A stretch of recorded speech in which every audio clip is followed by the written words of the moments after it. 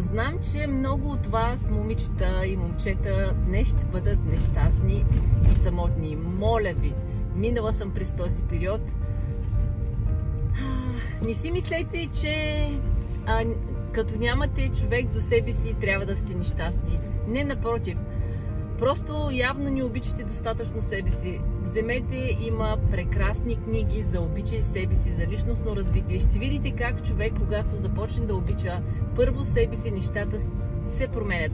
И дали ще има някой до вас да ви обича или не, вашето щастие не трябва да зависи от това.